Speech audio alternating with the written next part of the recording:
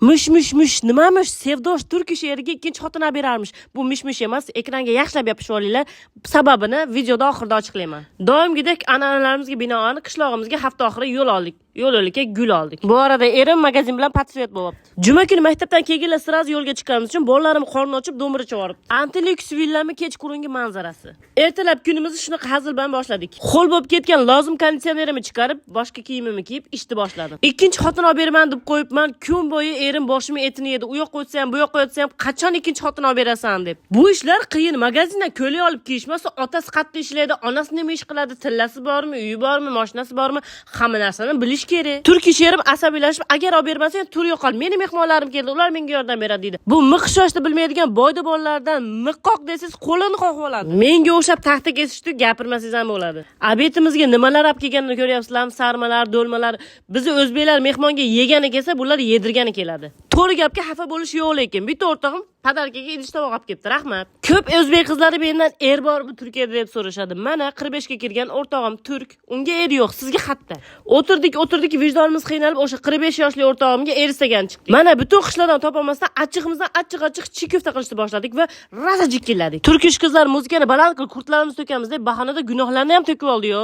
Paka ular gunohlarini to'kkuncha men mashhur anjancha kaboblarimni pishirishni boshladim. Bu arada ish o'rtog'imizning onasi malayatali bo'lgani uchun qiymali chikofta o'rgatib ketdi. Bu yerdan rahmatim aytaman. Ko'pchilik mendan so'rashadi, nima uchun o'zbeklar taklif qilmaysiz? O'zbek o'rtoqlaringiz yo'q. Meni erim o'zbek o'rtoqlarimni xohlamaydi.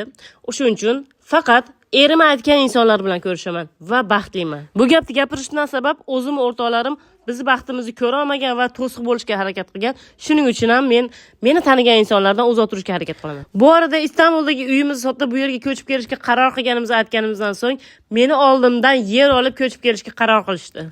Choy, kofelarimizni ichib, turklarimizni aytib soat 2 bo'pti ularni jo'natdim. Ertalab turib yana ishga boshladik. Ko'rib turganingizdek bu yerda gul ekyapti. Bu gulimiz juda ham antikvar, daraxt bo'ladigan gul. Ish yerimizda 80 kishiga boshliqlik qila olmagan erim bitta menga boshliqlik qilgisi kelib ketdi. O'rtoqlar, doktorni bunaqa o'tirib ish qilishiga qaramanglar. Bu odam 5 etajli zdaniyani boshlig'i. Prosta boshqa boshliqlarga o'xshab pulni endi ko'rib o'zidan ketib qolmagan, dadasidan ko'rib kelgan. Shuning uchun juda ham spokойный inson. Qolon pulga olgan gullarimizni ham ekib olganimizga qaraganda, yerimiz juda ham toshli, qattiq bo'lgani uchun o'rmon jijan tuproq olib kelishga to'g'ri keldi. Bu yerda jannat qilmasam, atimni o'zgartiraman. O'zi atimni o'zgartirganman. Ko'rib turganinglardek 1 yildan beri kurvaqalar basseynimizga uy qurib olibdi. Havuzimizning motori, filtri, hamma narsasi bor. Bir pasda suvlarni bo'shaltib, yangi suv qildik.